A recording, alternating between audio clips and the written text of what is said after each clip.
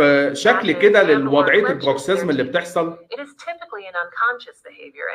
هنا هو زي ما احنا شايفين بيبدا يحصل وير فاسيتس للسنان، وتبدا السنان تتآكل شويه بشويه. شايفين هنا الماسلز بيحصل لها سورنس شغاله طول الليل. مسيتر ماسل والتمبراليس بالذات من اكتر العضلات اللي بتتاثر، واللاترال تريجويد عندنا برضه هنا. يبدا البيشنت مع الوقت يفقد اسنانه ويفقد الفيرتيكال دايمنشن.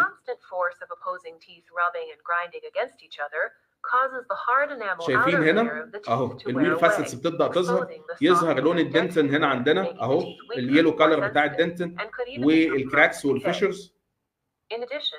Once the softer dentin is exposed, the pace of the wear will accelerate dramatically.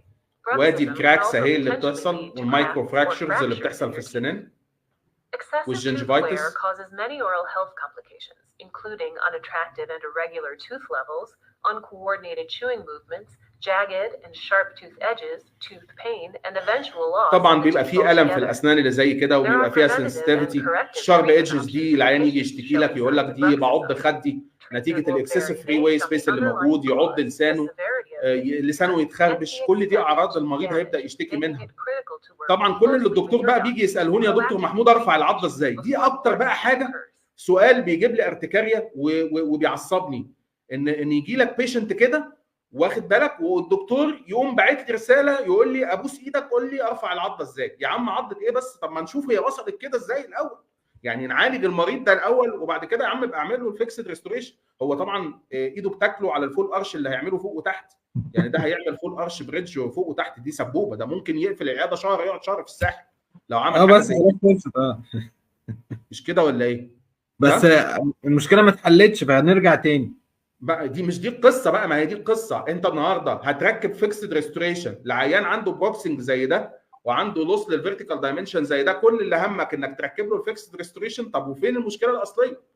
انت فاهمني؟ المشكله الاصليه ان هو عنده باد هابت. الباد هابت دي محتاجه تتعالج الاول، لازم نفكر نعالجها ازاي، وبعدين لازم نفكر ان العيان ده فقد السيطره على عضلاته فما بقاش عنده ديفينيت كلوزنج بوزيشن. فانت لازم تبقى ايه، نبص على الماسل ديبروجرامينج اللي احنا لازم نعمله عشان نرجع العضلات دي لوضع التحكم الارادي من البيشنت تاني، ويقدر يقفل قفله واحده، ما يقفلش في 100 قفله.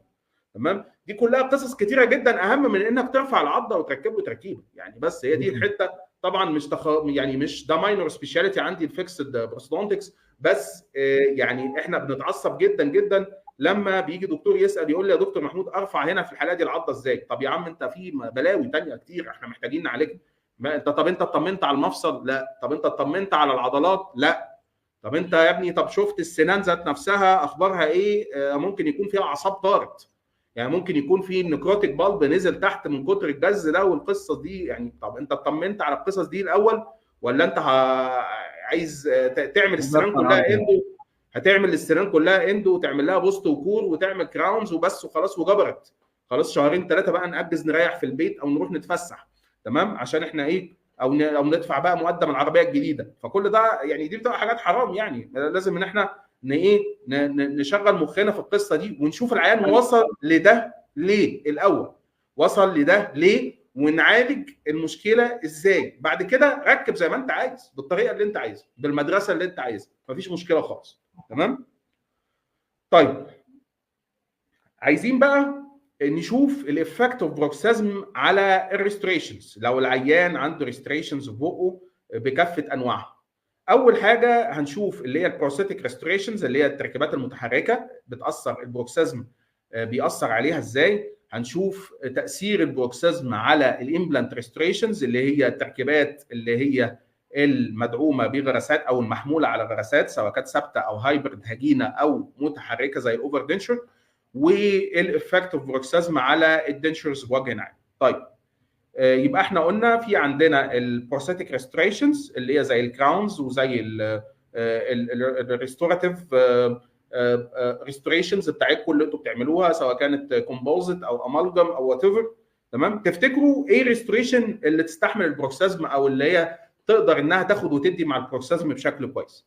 هل الكومبوزيت هو الشخص هو اللي هي الماده اللي تقدر انها يعني تعملها العيان عنده بروكسنج. يعني لو عيان جالك وقال لك انا عندي بروكسنج تعمل له ايه؟ يعني دي برضه من الحاجات اللي احنا دايما بنزنق فيها زمايلنا بتوع الريستوراتيف بقى دكتور محمود. نقول لهم ايه؟ نقول لهم ان دلوقتي العيان ده عنده بروكسنج، ايه الحاجه اللي انت تعملها له؟ ايه هي؟ ودي انا عايزها بقى ايه؟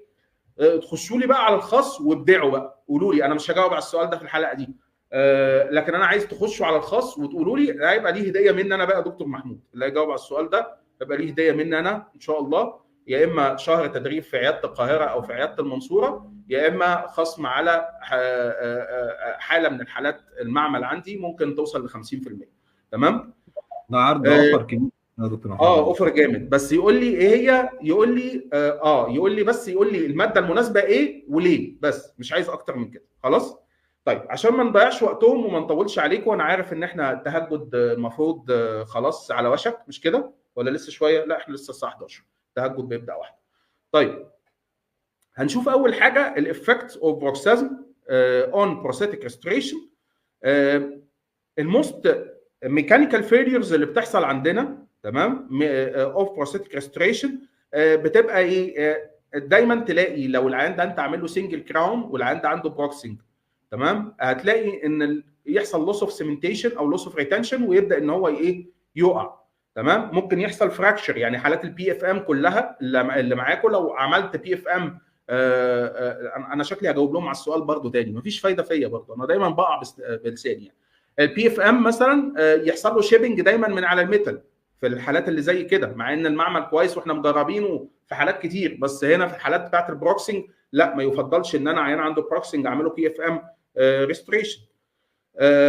والاقي ان مش بس الموضوع ده بيحصل مره، لا ده انا بغير له الكراون واعمله بي اف ام تاني، لان انا بتلدغ من الجحر مرتين للاسف، مانيش مؤمن. فلما اعمل له نفس الغلطه تاني الاقي نفس الخطا يكرر تاني.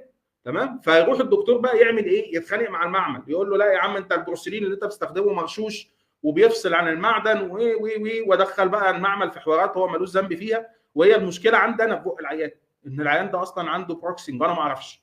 انت فاهمني؟ فدي قصه مهمه جدا لما تلاقي ان في ريبيتابل فراكشر للكومبوزيتس، ريبيتابل فراكشر للاسنان، ريبيتابل فراكشر للكراونز بتاعتك، اعرف ان في حاجه غلط في بق العيان. شوف هي ايه، اللي هي غالبا ان هو عنده باد هابت، انه بيكلانش او بيبروكس. فدي قصه مهمه جدا لازم تبقى تتحرى عنها وتتاكد منها. طيب نيجي نشوف بعد كده الميتال اور ميتال سيراميك ريستوريشنز seems to be safest choice in high load conditions. اهو بنجاوب السؤال اهو، يعني ما خشوا بقى، بس خشوا برضو قولوا لي الاجابه. تمام؟ في حالات الاكستريم كونديشنز مفيش ماتيريال هتقاوم. يعني انت لو المريض ده جاي عندك بيجز بقاله سنين وقوه الجز المصل فورس بتاعته عاليه جدا، مفيش ماده هتقدر انها تستحمل القصه دي بشكل كبير. هيحصل شيبنج زي ما احنا قلنا للسيراميك فينيرز، والعلماء هنا بيفضلوا الجولد ريستوريشنز. طبعا دي هتبقى خراب بيوت للعيان، خصوصا مع اسعار الذهب اللي زادت اليومين دول. بس هو الجولد من المزايا بتاعته الموديتور اوف الاستيستي بتاعته هيقدر يستحمل اللود العالي ده، وفي نفس الوقت هي ماده كومباتبل جدا بيولوجيكالي، ملهاش مشاكل كتير زي الكوبالت كروميوم. طيب بالنسبه للزركونيوم لما نيجي نتكلم عنها، طبعا هي الماتيريال اوف تشويس دلوقتي ليكوا عشان الاستاتكس وعشان السترانث بتاعتها. برضه هي have demonstrated improved mechanical properties in laboratory studies and hence may be promising in the treatment of bruxism related to SWIR. فبداوا دلوقتي الاستخدام اللي هي الانواع بتاعت البروكس الزيركونيا، انواع الزيركونيا اللي هي بيبقى ليها سترانث عاليه، هاي سترانث، بنقدر ان احنا نستخدمها مع عيانين البروكسنج دول بدون مشاكل. بس خلي بالك ما تعملش لونج بريدجز في الحالات اللي زي كده برضو، حتى لو الزيركونيا بتاعتك قويه، لان ده ممكن يكسر برضو، فدي مشكله برضو كبيره خلي بالك منها. يفضل هنا في الحالات دي لو بوستيريور بريدجز تتعمل افضل ميتاليك. طيب او تعالج عاده الجز الاول وبعد كده اعمل الماتيريال تشويس اللي انت عايزها. هنشوف بعد كده ايه الافكت اوف بروكسازم بقى اون امبلانت ريستوريشنز. في دراسه اتعملت حوالي كانت 15 سنه تقريبا على مانديبولار امبلانت سبورتد فيكسد بروسيسز. تمام؟ لقوا ان فيها ان السموكينج از ريسك فاكتور والبور اورال هايجين زي ما احنا عارفين دي من الحاجات اللي بتاثر بشكل كبير جدا على السكسس بتاع الدنتال امبلانت بتاعتنا، وبتاثر كمان على البون لوس اللي بيحصل اراوند الامبلانت. تمام.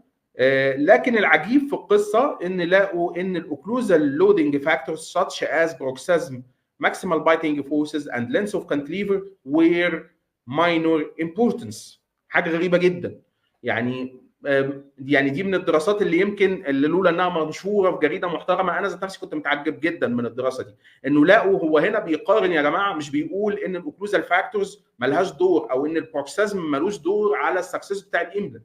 يعني احنا لحد من وقت فات كنا اساتذتنا بيقولوا لنا ان العيان عنده بروكسنج ما تعملوش امبلانت اصلا، عالج له البروكسنج الاول وبعدين اعمل له الامبلانت، لان ده هيبقى ريسك فاكتور، وهو فعلا ريسك فاكتور موجود.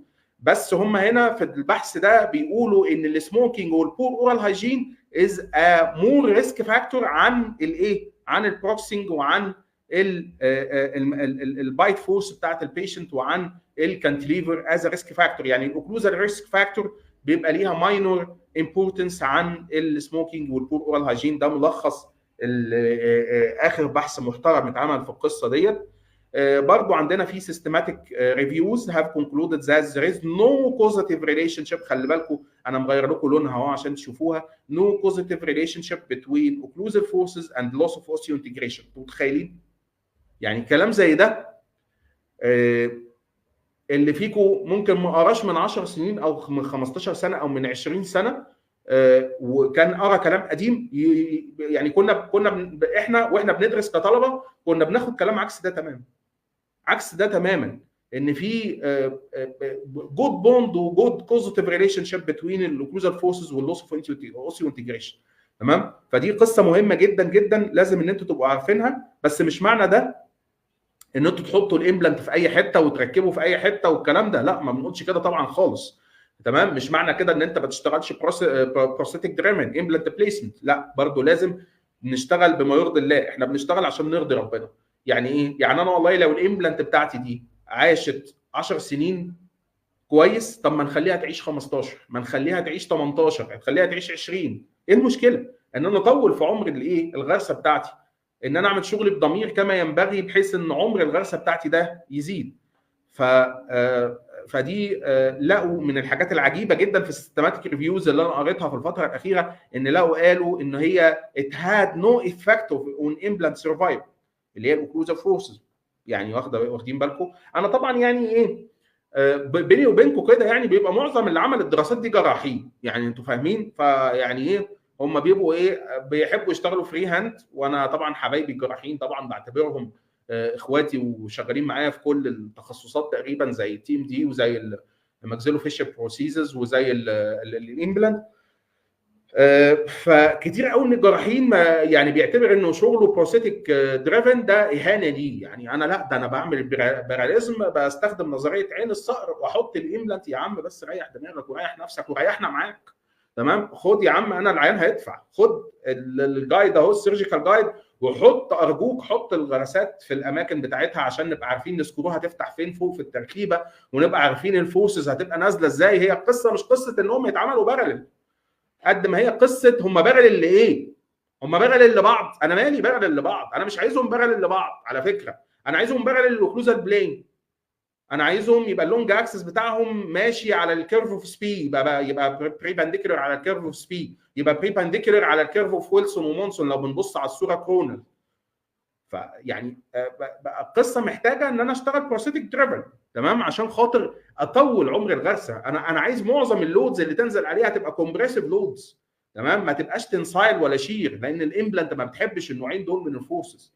تمام. فدي قصه مهمه جدا حابب ان انا اوضحها في الحته دي. وطبعا البروكسيزم ما هي الا عباره عن ان انا بزود الماجنتيود اوف فورس بتاعي عالي جدا، عالي جدا، لان انا خلي بالكم والعيان بيمضغ، دي حاجه اسمها سايكليك لودنج. يعني العيان السنان بتخبط وتفتح تخبط وتفتح، ففي راحه بتحصل حتى والعيان بيمضغ. ربنا سبحانه وتعالى خالق اللي تشيوينج باترن بتاعنا فيه راحه للبريدونتال ليجامنتس وراحه للعظم وراحه للعضلات. فيها انقباض وانبساط، انقباض وانبساط، انقباض وانبساط. انما اللي بيحصل في البروكسيزم ايه؟ مفيش راحه، مفيش راحه. هاي ماجنتيود اوف فورس، الدايركشن بتاعي ما هوش نازل فيرتيكال، لا ده بيبقى نازل ايه؟ ما بيبقاش فيرتيكال بس الا في الايه؟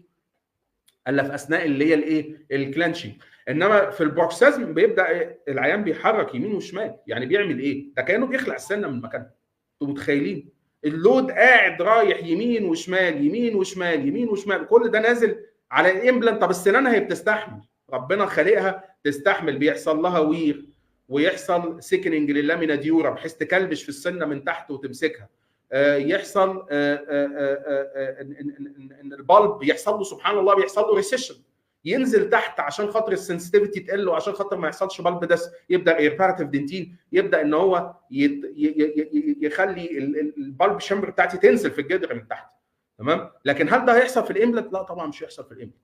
انت فاهميني؟ فانا بصراحه كبروستودونتست دي اول كلمه هقولها في المحاضره ضد اجماع العلماء او الاتجاه بتاع اجماع العلماء، لان انا بحب ان انا ازود السرفايفل ريت، ازود البرولونجيفيتي بتاعت التريتمنت بتاعتي، اخليها تعيش اطول فتره ممكن.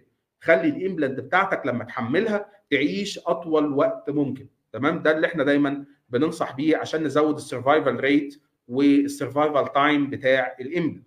يبقى احنا قلنا البروكسيزم بيزود فورس ماجنتيود، بيزود فورس دايركشن، الفريكونسي بتاعت اللود برضو عاليه جدا. تمام.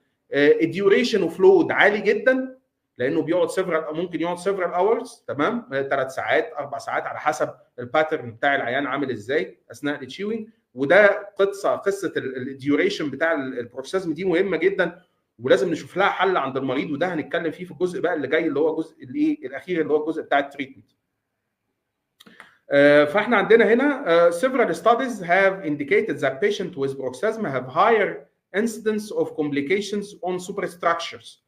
تمام. فحتى لو الامبلانت بتاعتك عاشت ما تفرحش قوي، لا هيحصل لك سكرو لوزنينج اللي هو السكرو اللي بيبقى رابط البروسيسز في الامبلانت، ممكن يحصل سكرو فراكشر. تمام. وبتبقى حركه رخمه قوي ان السكرو يتكسر جوه الزرعه. تمام. بتقعد بقى تجيب ريترايفل كيت وتقعد تطلع وتدور عليه يا جماعه مين اللي معاه الريترايفل كيت بتاع ده، وتدخل نفسك في ايه؟ في حوارات كبيره.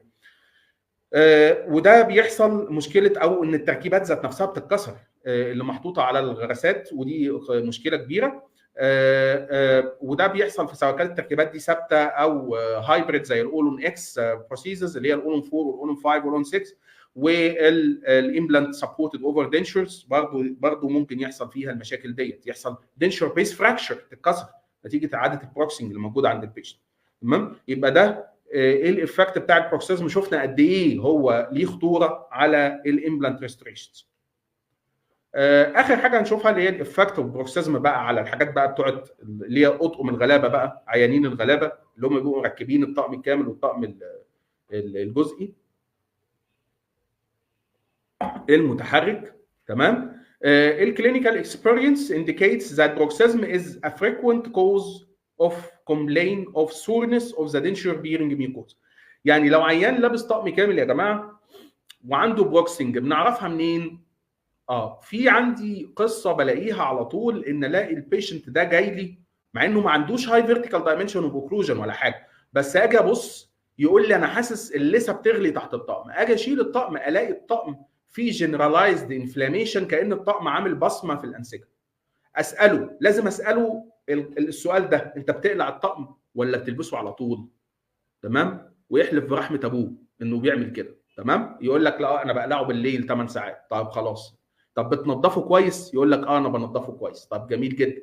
ابص انا اعمل اكزامينيشن الاقي عنده sufficient فري واي سبيس. اما المشكله جت منين؟ ليه جنرالايزد انفلاميشن اللي موجود ده؟ نتيجه البروكسيزم. طب اجي ابص بقى على بقيه الحاجات بقى الاقي فيه ايه؟ الاقي فيه الاعراض الثانيه دي موجوده، الاقي فيه وير اوف ارتفيشال تيث اند لوس اوف فيرتيكال دايمنشن اوف اوكلوجن، الاقي السنان مبريه مبروده. تمام. وبرضه نفس الكلام، بلاقي ان في العيان يجي لي كل مره الطقم بتاعه مقسوم نصين، وغالبا بيبقى ميد لاين فراكشر. تمام. ده بيبقى نتيجه الايه؟ نتيجه الهيفي فورسز اللي واقعه ومفيش رينفورسمنت كفايه، انا مستخدم ويك دنشور بيز هيكيور اكريليك عادي مثلا، ما هوش كروس لينكد ولا هو رينفورسد باي حاجه فبيتكسر. تمام؟ يعني حل العيانين دول ان احنا يا اما بنستخدم كروس لينكد اكريليك ريزن، يا اما بنستخدم ميتاليك دنشر بيز، يا اما بنستخدم فلكسبل دنشر بيز ماتيريال ان كومباينيشن مع الهارد او ماتيريالز او لوحدها، زي النايلون مثلا على سبيل المثال، ما بتتكسرش بسهوله فوق العيان، بتقاوم الكسر بشكل كبير. تمام؟ فدي الافكت اوف بروكسيزم على الدنشرز وهاو تو ديل ويز الكونديشن دي عند البيشنت. طيب احنا كل ده ما جبناش سيره التريتمنت خالص، عايزين بقى نبدا نتكلم في الكرنت تريتمنتس اوف بروكسيزم. دي قصه بقى مهمه جدا ودي اللي هنختم بيها محاضرتنا النهارده ان شاء الله. تمام؟ التريتمنتس عندنا ودي بتشمل ايه؟ الاوكلوزال ثيرابي والبيهيفيورال موديفيكيشن. تمام؟ والبايو فيدباك، حاجه اسمها البايو فيدباك، والفارماكولوجيكال ثيرابي. نبدا باول حاجه. تمام؟ وبنعيد تاني. تمام؟ الاوكلوزال سبلانتس has been considered as the first line of management، وده عليها اجماع كبير من العلماء. تمام؟ فلما يجي لك البيشنت عنده بروكسيزم، تمام، هنفكر على طول في الاوكلوزال ابليانس ثيرابي. واحنا بنقول لفظ دايما اوكلوزال ابليانس ثيرابي ده ادق من لفظ اوكلوزال سبلانتس، لانه اوكلوزال سبلانتس او نايت جاردز، تمام، ده وصف يعني ما هوش دقيق ممكن لكل الانواع، يعني ما ينفعش يبقى وصف جامع لكل الانواع اللي ممكن اعملها للمريض بتاعي. فالاوكلوزال سبلانتس هنا زي ما احنا بنقول تاني، تمام، عشان اللي مش هيجاوب السؤال صح والله هزعل منه. تمام؟ has been considered as as first line of management for preventing dental grinding noise to swear in case of sleep bruxism. دايما السؤال اللي بتساله دايما للعيانين من العيانين بتوعي، يقولوا لي يا دكتور محمود هو الجهاز ده حته البلاستيكايه دي هتعمل لي ايه؟ او المود اوف اكشن بتاعها ايه في حاله البروكسيزم؟ هو حمايه. We are using it as a protection واز بريفنشن برضه. يعني لو انا عندي لسه في الاول بستخدمها للبريفنشن، وممكن استخدمها للدايجنوزز زي ما احنا قلنا في الاول خالص، انا بدايجنوز اصلا العيان عنده بروكسنج ولا لا، وممكن استخدمها في التريتمنت. يبقى احنا هنا النهارده الاوكلوزال ابلينس تستخدم از ا دايجنوستيك تول، تمام، تستخدم از ا بروتكشن، تمام، انها توقف الضرر في المرحله اللي هي فيها، وممكن كمان تستخدم از as a treatment. تمام؟ طيب عايزين نشوف الكلام ده ازاي. طبعا هي بتحمي الاسنان من الوير، بتحمي اللثه من الجنجفايتس، بتحمي العضلات من الكونتراكشن او من التندرنس، وبتعمل وات وي كول دي كومبريشن او دي لودنج للتي ام جي، بحيث انها تخفف الضغط من على الديسك ومن على الريترو ديسكال تيشو لو هي انفليمد. فالعيان بمجرد ما يلبس الابلينس يبدا يحس براحه، في المفصل، يبدا يحس براحه في العضلات، يا راحه في السنان اخر حاجه بتظهر. تمام؟ لان هو بيفضل يجز على الجهاز شويه، ما بيختفيش الجز بعد لبس الجهاز على طول، بل في بعض الاحيان الجز بيزيد از ريسبونس للجهاز الجديد اللي موجود، خصوصا لو اتعمل غلط. طيب these plants have different names. تمام؟ ممكن تسمع الاسامي دي كلها. تمام؟ في اوكلوزال بايت جارد، في بروكسيزم ابلينس، في بايت بليت، في نايت جارد، في اوكلوزال ديفايس. كل دي اسامي بنطلق عليها على الاوكلوزال سبلانتس اللي to be used in treatment of bruxism. They are classified into hard splants and soft splants. الهارد سبلانتس وده كلام عليه اجماع علماء، عشان بس كان الديبيت فيه كتير، ونخش معانا زمايلنا جراحه يتكلموا لا ده انا السوفت نايت جاردز دي جميله وانا بحطها للناس كلها. حط للناس كلها عادي، مفيش مشكله. حط لهم السوفت جاردز والعاده مش هتختفي، ودي بتبقى ارزاق عشان يجي لنا احنا نعالجها له بالهارد سبلانتس، مفيش مشكله خالص. كل اللي بيركب دماغه يركب دماغه، احنا ما عندناش مشكله. هي قصه ايفيدنس بيزد وقصه ليها كلينيكال ترايلز بالكورسبوندنج الايفيدنس بيزد، والحمد لله احنا شغالين بيها وبنحاول نوصل خبرتنا دي للناس، وقريب هنزود القصص دي من خلال فعاليات الجمعيه عندنا ان شاء الله، ونتكلم بالتفصيل اكتر، ويبقى في تدريب عملي ان شاء الله على الشغل ده.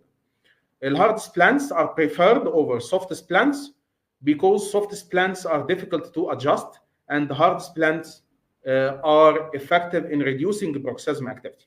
طيب في عالم كبير اسمه اوكيسون جاب مجموعه كبيره جدا من المرضى عندهم بروكسيزم وعندهم وات وي كول ماسل هايبر اكتيفيتي. تمام. طيب كان بيشتغل على الماسيتر والهايبر اكتيفيتي بتاع الماسيتر وبتاع التمبوراليس، فلقى ان 80% من المرضى دول استريحوا باستخدام الهارد سبلانتس، 10% خفوا بالسوفت سبلانتس، و10% ما خفوش لا بالهارد ولا بالسوفت سبلانتس. تمام. فده يبين ان الهارد سبلانتس فرصه ان المريض بتاعك يخف بيها ممكن توصل ل 80%. تمام. او انها تريح عاده الجز او انها تقلل منها، مش لازم شرط يخف تماما، ممكن توصل ل 80% تقريبا. في ستادي ثانيه برضو كانت اتعملت بتقارن ما بين الاوكلوزال سبلانتس والميديكيشنز زي الجابابتين and found that both treatments reduced similarly the muscle activity associated with sleep bruxism after 2 months of therapy. فبرضو انا من الناس اللي بحبذ الكومباينيشنز اوف تريتمنت، يعني انا بحب دايما ان انا العيانين اللي زي كده ممكن اديهم ميديكيشن مع الاوكلوزال سبلانتس او اديهم الاوكلوزال سبلانتس مع فيزيكال ثيرابي. تمام. والموضوع ده بيجيب نتيجه اكبر بكتير من انك تستخدم طريقه تحفظيه واحده بس في العلاج. خلصنا هنا الاوكلوزال ابلينس ثيرابي، هنخش بقى على تاني حاجه اللي هي البيهيفيورال موديفيكيشن. ايه البيهيفيورال موديفيكيشن بقى اللي احنا بنتكلم عنه؟ اللي هو دي قصه بقى بتبقى ليها علاقه بالاطباء النفسيين يمكن اكتر، السايكو اناليسيز، الهيبنوزز، التنويم المغناطيسي، المديتيشنز اللي هي انتوا عارفينها اللي هي الرياضات الروحيه اللي بنقول عليها، والسليب هايجين، ان انت تحافظ على السليب هايجين بتاعتك، ايه الحاجات اللي نعملها قبل النوم والحاجات اللي ما تتعملش. الحاجات دي كلها مهمه جدا. with relaxation techniques and self monitoring have been considered for treatment of bruxism. التريتمنت اوف سليب بروكسيزم بتبدا مع الكونسلنج اوف بيشنت with respect to sleep hygiene. it include اول حاجه بتنستراكت البروكسر زي ما احنا بنقول ان هو يوقف تدخين ودرينكينج كافي او كافيين والكحول ات نايت. تمام. ليميت الفيزيكال اور منتال اكتيفيتي before going to bed. واخر حاجه going bedroom condition, good bedroom condition like quiet and dark room. يعني دي من الحاجات اللي هي اللي بنسميها السليب هايجين. تمام. اللي احنا نخلي العيان دايما يحافظ عليه. طيب في حاجه اسمها بايو فيدباك. القصه دي بقى مهمه جدا، عايزكم تركزوا فيها. يعني هي مهمه جدا في تنبيه مريض الجز. استيقظ انت تجز على اسنانك، هو ده العنوان بتاعها. طيب بتشتغل على هيئه ايه؟ عذرا.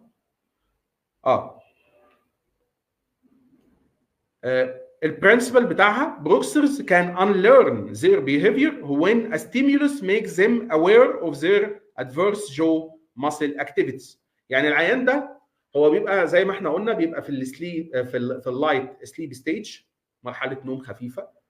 فلو انت عملت له مؤثر ما لما يبدا جز يصحيه، يبقى انت كده ساهمت انك انت تعمل انترابشن للعاده. كتر الموضوع ده ان انت تعمل لها انترابشن عشرات او مئات المرات يخلي مع الوقت العاده تقف. يعني العلماء اكتشفوا القصه. واحد من العلماء الالكترومايجراف تكنيك ده بيعمل ايه بقى؟ provides the daytime bruxer and auditory feedback. ده بيعمل صوت. الجهاز ده بنركبه للعيان وهو نايم، ولما العيان يجز على اسنانه جامد يقوم عامل صوت، فلما المريض يسمع الصوت هيصحى، فلما هيصحى الجز هيقف. وهكذا. ممكن المريض يقلق من النوم بالمنظر ده 3 4 مرات او 5 مرات اثناء النوم، بس في كل مره هنتاكد ان اثناء بدء عمليه الجز بمجرد ما الالكترومايجراف هيبدا يحس ان المسيتر بدات انها تبقى تنس او التمبوراليس بدات تبقى تنس، يبدا يعمل الصوت زي صوت الارم يصحي العيان من النوم. دي قصتها بمنتهى البساطه. تمام. الجميل كمان في الالكترومايجراف ان بيحدد العيان ده بيجز كام مره وهو نايم، بيحدد كمان الديوريشن بتاع عمليه الجز قد ايه في كل ماسل. والقصه دي ده بيسهل كتير علاج الحاله عند البيشنت. عالم تاني برضو اللي هو نيساني ده يوزد اتيست ستيمولس، ده بنحط يا جماعه زي اوكلوزال ابينس تتحط في بق العيان طريه فيها حاجه زي الليمون اللاذع كده، بحيث ان اول ما البيشنت يجز عليها جامد قوي يبدا ان هو يطلع ماده في بق المريض مجرد ما يدوقها تبدا انها تقلقه وتصحيه من النوم. برضو دي قصه بيستخدم فيها التيست ستيمولس تو اويكن ذا بيشنت في حالات السليب بروكسيزم. طيب في حاجه عندنا اسمها كونتنجنت الكتريكال ستيميوليشن، وده بقى بنستخدم وسيله ثانيه خالص، يعني هي ما بس عشان ما تضحكوش يعني احنا بنكهرب العيان اول ما يجز يعني يعني هو العيان اول ما يبدا يجز يبقى فيه ايه؟ في كهرباء بسيطه بتيجي للعضله، يعني ده جهاز زي الاي ام جي بالظبط، بيبقى ليه مجسات، هو بمجرد ما بيبدا يحس ان العضله بدات تنس يقوم يديها ايه؟ نبضه كهرباء. طبعا نبضه تنس يعني بسيط زي بتاع العلاج الطبيعي كده، ما هواش كهرباء يعني مؤلمه ولا حاجه، بس هي الفكره ان لما لقوا ان العضله اللي بتبدا انها تبروكس وتبدا انها تنقبض ونبدا نديها اللو ليفل الكتريكال ستيميوليشن ده، بتبدا العضله انها تريلاكس، فعمليه الجهاز تقف حتى لو انا ما اصحاش. تمام؟ فدي الحاجات كلها اللي هي بنقول عليها البايو فيدباك، اللي بتعتمد على ان احنا نستخدم طريقه ما ان احنا نصحي بيها العيان اللي بيعمل بروكسنج عشان خاطر يبطل جز. نيجي لاخر حاجه بقى عندنا اللي هي الفارماكولوجيكال ثيرابي، ودي دايما انا بحطها اخر حاجه، يعني ما بحبش اعتمد عليها، وانا شخصيا انا نوت فان اوف ذا فارماكولوجيكال ثيرابي في حالات البروكسازم، لان احيانا بيبقى العلاج اصلا اللي انت بتعالج بيه بروكسازم ده اساسا لو انت العيان خده بشكل خاطئ او اسرف في استخدامه، او لو هو حظه الاسود يعني من المرضى اللي بيبقى عندهم من السايد افكتس، ممكن تلاقي عاده الجز بتزيد عنده. فعندنا في certain drugs have paralytic effect on muscles by inhibiting اللي هي acetylcholine release at the neuromuscular junction، فبتعمل decreasing البروكسيزم activity in severe cases like في حالات الكوما والبرين انجري والحاجات اللي زي كده، دي المرضى اللي بيبقوا جوه كوما، ولما يجي لهم حالات الجز طبعا وهم كده ده لازم هندي فارماكولوجيكال ثيرابي. لا هينفع بقى حضرتك تصحيه لو هو مش هيصحى وهو نايم، ولا هينفع حضرتك بقى تعمل له اوكلوزال ابينس وهو في حاله الكوما دي، او هو عنده برين انجري نتيجه حادثه او حاجه زي كده. ففي الحالات دي لازم هدي ميديكيشن طبعا يشتغل على الاسيتايلكولين ريليز. برضو بنتكلم على البوتوكس، يعني كتير قوي نسمع احنا يعني او بيجي لي المرضى يقول لي انا عايز احقن بوتوكس عشان انا بجز. البوتوكس من الحاجات اللي فيها ديبيت ما بين العلماء اب til ناو لحد النهارده، في بعض العلماء بيرفضوها، في بعض العلماء بيقروها وببريكوشنز معينه او بمحاذير او بانديكيشنز معينه. ف في هنا كان في ستادي هنا عجبتني، كان فيها بوتوكس انجكشن اوفر ا بيريود اوف 20 weeks showed decrease in bruxism activity في 18 subject من اللي كانوا تحت الدراسه. This study suggested that البلوتونيوم توكسين اللي هو اللي موجود في البوتوكس ده inhibits the release of acetylcholine at neuromuscular junction. بيشتغل البوتوكس بيشتغل على نفس النظريه بتاعه الاستايلكولاين ريليز على النيوروماسكولار جانكشن. طيب في برضو احد العلماء اكتشف ان الامبليتيود اوف ماسل كونتراكشن during bruxism events was reduced after 4 weeks of injection برضو من البوتوكس but no changes in the rhythm and number of bruxism episode per hour of sleep. يعني هو هنا قلل لقى ان الامبليتيود اوف ماسل كونتراكشن اللي هي قوه انقباض العضله ذات نفسها قلت، لكن الرزم والنمبر اوف ابيسودز للاسف البوتوكس ما ساعدش ان هو يقل. طيب اخر سلايد في محاضره النهارده الكونكلوجن، عايزين نعرف تيك تو هوم مسج ايه عندنا. Bruxism is a common parafunctional habit occurring both during sleep and wakefulness، يعني ممكن يحصل وانت صاحي او وانت نايم. Usually it causes few serious effects but can have serious effects in some patients.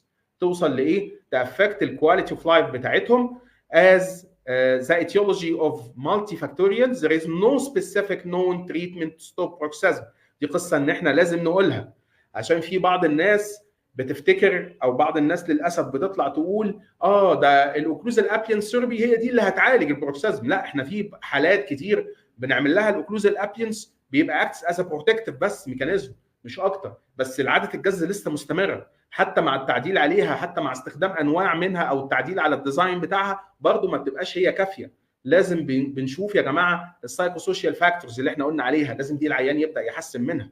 لازم نشوف السي ان اس والاستايل كولاين ريليز ونشوف الباس ويز بتاعه الدايركت والاندايركت باس ويز والكلام ده، وممكن نبعت لحد نيورال يبص عليه ويشوف هل في مشكله في المخ في القصص دي ولا لا. ودي قصص مهمه جدا جدا، لازم او نبعته لحد متخصص في امراض نوم لو انت مش هتقدر تفهم في القصه دي او مش هتقدر تمانج القصه دي. دي قصص مهمه جدا. فهنا بنأكد تاني، وانا كبروسودونتست متوافق مع هذا الكلام تماما. there is no specific known treatment to stop bruxism. يعني ما فيش حاجه عيان جالك عنده بروكسيزم يلا نعمل اوكلوزال ابيانس، لا دي لوحديها مش كفايه. including prosthetic treatment، حتى الاوكلوزال ابيانس ثيرابي ما هياش نقدر نقول انها بتوقف كل الحالات، بس هي برضه برغم ذلك هي المين لاين اوف تريتمنت او الفيرست لاين اوف تريتمنت لعلاج هذه المشاكل. counseling and behavioral strategies، splint therapy، medications دي اللي هي الطرق العلاجيه هي كلها، and contingent electrical stimulation can be used as different ways to reduce the effect of mechanism. يعني ممكن تستخدم combination من اكتر من طريقه لحد ما تقضي على عاده الجز من خلالك او من خلال مساعدين ليك بقى في تخصصات اخرى. المانجمنت اوف bruxism should focus to prevent progression of dental wear, reduce teeth grinding sound and to improve muscle discomfort and mandibular discomfort in most severe cases. وبكده يبقى احنا خلصنا المحاضره بتاعت النهارده. تمام، انا عشان طبعا مش هسمعكم وانتوا بتسقفوا لي، فانا حاطط صوت التسقيف عشان اشجع نفسي على المجهود اللي انا عملته في المحاضره. تمام. اتفضل يا دكتور محمود، اتفضل. في حد عنده اسئله دكتور محمود ولا ايه؟ هنعرف نشوف الاسئله. انا متابع الكومنتس اهو. عايز اقول حاجه بس، دكتور محمود خصوصا اليوتيوب بتاعه، انا انصحكم جدا انك تتابع اليوتيوب بتاع دكتور محمود، لان عليه مكتبه كبيره قوي، اكبر بكتير من اللايف. اللي حطيت اللينك بتاع حضرتك بتاع بروفايل الفيسبوك هتلاقي عليه اخبار دكتور محمود، لكن اليوتيوب بصراحه مكتبه كبيره جدا ومحاضرات كتيره جدا. انا حاطط لهم يا دكتور محمود بعد اذنك اللينكات كلها، فاضل عنوان البيت والعياده. فانا يعني ايه يعني حاطط لهم اللي هيكسب اللي هيجاوب على السؤال يعني ما لهمش حجه. اللي حابب يسال في حاجه في اي وقت ده ثوابه ربنا بيسوقه لي، فمرحب باي حد يحب يسال اي حاجه او يستشيرني في اي حاله، ما فيش مشكله ان شاء الله. لو في اي سؤال بس اقدر اجاوب. خلي بالك احنا نص اصلا الناس اللي بتتفرج علينا دي بالجز. يعني من الحاجه اللي انا عايز اقولها ان انا ان احنا اطباء الاسنان من الاسترس او يعين الطلبه المساكين اللي في الكليه عندنا معظمهم مش بس بيجزوا، ده معظمهم عندهم ديسك ديس اوردرز. يعني وهم يعني ايه لما بيسمعوا الكلام ده ويشوفوا ايه ده دكتور محمود ده انا طلعت تعبان، انا مش عارف، هو مش عارف، هو فاكر ان ده الطبيعي عنده. انت فاهمني؟ يا دكتوره يا ارجوك قسم الدكتوره هناء هتيجي تقف لي عند البيت تحت كاتبالي هي يا دكتور محمود، قسمها ارجوك لو سمحت. تمام، بتقول لي انا هاجي اكتب لنا عنوان البيت عشان تيجي تاخد الجائزه يعني، فخلي بالك يعني ايه خلاص يعني دي اخر فرصه ليك، يعني ممكن تدمر لك اللايف بعد كده. تمام. طيب في حد كان بيقول انا في مرحله من حياتي كان عندي اللي هي دكتوره هناء كان عندي بروكسيزم نتيجه ظروف نفسيه سيئه. طب انت يا دكتوره هناء انت يعني جرستي نفسك كده في قلب اللايف كله. تمام ماشي. بعد ما اتحسنت الظروف انتهت عندي حاله البروكسيزم. ده حقيقي فعلا ان احنا لازم ندور على السبب الرئيسي للمشكله اللي ادى لحدوث البروكسيزم عند البيشنت. لمجرد ان احنا نحل هذه المشكله خلاص المشكله هتنقضي. فمش شرط يا جماعه ان كل عيان يجي لك هتعمل له اوكلوزال ابيانس. انا برضو اللهم بلغت اللهم فاشهد، مش معنى كده ان كل مش كل عيان هيجي لك هتعمل له الايه، هتعمل له اوكلوزال ابينس، مش عشان قلنا انها المين لاين اوف تريتمنت وغششناك وجبت السؤال يبقى معنى كده ان هي ايه انها هتتعمل للناس كلها، مش كده ولا ايه؟ طيب عايزين نشوف هي خد بالك دكتوره هناء هي اللي عايزه عنوان البيت عشان تبعت هي لحضرتك الهدايا. والله يا سلام يا سلام يا سلام، ايوه كده ده يعني دي اللايفات ولا بلاش. انا حضرت كميه لايفات رمضانيه انا اللي قاعد بعمل القرعه، ما حدش مره فكر ان هو يديني هديه، يقول لي مثلا خد انت الهديه دي كمحاضر. عندنا دكتور هناء بتقدم لحضرتك الهدايا على الدكتور مهاب فرج. الدكتور مهاب فرج كده بيرعى بعض الايفنتات فبيوزع على الناس كلها، وانا قاعد انا محاضر معاه في الايفنت. طب يا دكتور مهاب يعني فكر في المحاضره شويه. لا يعني برضه في حاجات كده طيب معلش يا جماعه، احيانا بعض الرسائل اللي بيجي لي على الماسنجر بيبقى انت مش عندي فريند فبتخش في السبام، فهخش ابص عليها. حاضر. في ايه تاني؟ في سؤال دكتوره ساره بتسال لو في حاجه عندك انت شايفها قول لي عشان ما ناخرهمش. انا بظهر الرسائل على الشاشه، يعني حضرتك هتلاقيها طيب دلوقتي. تمام. ايه بقى في ايه تاني؟ دكتوره ساره ازاي نعمل ادجستمنت للجابا بنتين دوز يا دكتور؟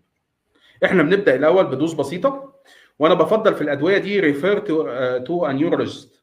تمام، حولي لدكتور مخ واعصاب على طول. تمام، احنا بندي زي بالظبط ما بنشك ان العيان عنده ترايجيمنال نيورالجيا وندي له شويه تجريتول، احنا بندي اقل جرعه، نلاقيه اتحسن روح بقى حبيبي على بتاع الايه، روح بقى على بتاع المخ والاعصاب، او روح على دكتور الدنتال ميديسن وهو يكمل علاجك. انت فاهمني؟ احنا بس كل ما هناك انت شطارتك ان انت تعرف السكه فين او تعرف المشكله في ايه، انت كده خدمت المريض خدمه كبيره جدا. هندي اقل جرعه يا دكتوره ان شاء الله، وبمجرد ما نحس ان المريض اتحسن والشيوينج باترن بتاعه بدا يقل والامور بدات تبقى تمام، من الحاجات برضو اللي بنعملها اللي هي مراقبه الاهل للشخص اللي بيجز، لانه مش شرط ان هو يكون بيطلع صوت. يعني من الحاجات اللي انا دايما اقولها للبيرنتس مثلا لو اطفال او حاجه، اقول له حط ايدك على عضلات ابنك او بنتك هنا كده، لو لقيت العضله طريه ده معناه ان هو ما بيجزش، مش لازم تفتح بقه وتشوف اسنانه ضغطه ولا لا. تمام، ولو لقينا العضله هنا تنس وجامده ده معناه ان هو بيجز على اسنانه جز عمودي او جز فيرتيكال. في نقطه برضو كنا حابين نقولها بالنسبه لانواع الاوكلوزال ابلينس، كويس ان انا افتكرتها. في علاج الجز احنا عندنا الكلينشنج غالبا بيبقى جز ديورنج او يعني بيبقى اويك بروكسازم، نوع من انواع الاويك بروكسازم، وبيبقى جز عمودي بنسميه سنترال بروكسازم. هنا في الحاله دي يعني الجز اللي هو العمودي دوت ممكن اقدر اعمل فلات بلين اوكلوزال سبلانت، لكن في السليب بروكسازم في الحالات اللي هي بيبقى فيها جز جانبي او بنسميه اللي هو اللاترال بروكسنج، تمام، ده بيفضل ان انا اعمل سمول اندنتيشن عشان السنان امنعها من الحركه. انا مش عايز السنان بتاعتي تنزلق يمين وشمال اثناء الحركه، عشان خاطر هنا كده يعني مش هيبقى هنا هيبقى ابلينس لو انا عملتها فلات توتالي فلات هيبقى ليها دور علاج، هيبقى ليها دور في البروتكشن، لكن مش هيبقى ليها دور علاجي. هيفضل المريض ده يحرك الحركه الجانبيه، مش انا عايز الاوكلوزال ابلينس تسبريس الماندبل ان هو يتحرك بشكل جانبي. تمام، فهنا بيفضل ان انا اعمل عليها سمول اندنتيشن، احولها لوات وي كول ستابلايزيشن سبلانت، بحيث ان انا امنع الحركه الجانبيه عندنا. من الحاجات برضو اللي احنا دايما برضو بنقولها اللي هي الجز عند الاطفال بيبقى ليهم certain factors مختلفه شويه عن الكبار. تمام، وده كتير انتوا عارفين الاطفال قاعده كتير على الموبايل، الفرجه على الكرتون، الحاجات كلها اللي هي اللي مش مناسبه لسنهم دي كلها بتزود فرط الحركه وبتزود الشحنات العصبيه جواهم، فدي بتخليهم يجزوا بالليل كتير. فارجوكم بلاش قبل النوم اي طفل يمسك الموبايل قبل النوم بساعتين، ممنوع الموبايل خالص. نراقب المحتوى اللي الاطفال بتشوفه عشان ما يبقاش فيه حاجه ستريسفول. احنا كنا واحنا صغيرين كلنا كنا بنجز عشان بنشوف توم وجيري، يعني الطفل اللي هيشوف توم وجيري وينام ده هيتخيل نفسه شخصيه من الاثنين، وفي الحالتين هو بيجري وهو نايم. تمام، يا اما هو توم يا اما هو جيري، في الحالتين هو بيجري. تمام، وطبعا السليب هايجين اللي احنا اتكلمنا عنها للطفل مهمه جدا. السكريات ممنوع سكريات كتير للطفل قبل النوم، لان ده بيزود فرط الحركه عنده وهو نايم، فده ممنوع. القصه ان احنا دايما نشوف ممكن المريض ما بيعرفش، الطفل ما بيعرفش يعبر خصوصا لو صغير في السن، ممكن يبقى عنده التهاب في الاذن، عنده الم ما موجود وما يقدرش يعبر عنه، فالالم ده بيعبر عنه بعمليه الجذب وهو نايم، فلازم نبدا ان احنا نعمل له، نوديه على طول لدكتور الاطفال ونعمل فول تشيك اب، نشوف ايه الطفل ده فيه ايه اللي عنده مشكله، يكشف على ودانه الدكتور، يكشف على مناخيره، نفتح بقه نبص فيه نشوف فيه ايه المشكله، نعمل له تحاليل، منها تحاليل البراز طبعا مهمه جدا، لان احيانا وجود ديدان برضو في الامعاء ده برضو بيعمل مشكله للجز عند الاطفال. فيعني دي من الاسباب السريعه كده اللي احنا ممكن نقولها عشان نقلل برضو عاده الجز عند الاطفال. في اي اسئله تانية هربت مننا دكتور محمود؟ هي الناس بس بتشكر حضرتك على المحاضره الجميله دي، ودكتوره هناك بتوضح ان الظروف النفسيه بيكون لها تاثير فعلا، وباقي الدكاتره بتشكر. احيانا انا بيجي لي واحده مثلا جوزها مزعلها، فاقول له بص هي حلها انها تروح تصيف اسبوع، انت مش متخيل كميه الفرحه اللي المريض بيبقى فيها قد ايه، وطبعا الراجل بيبقى هيمسكني عايز يخنقني، انت ورطتني، قلت له لا ما هو انت السبب، فانت اللي لازم تعالج.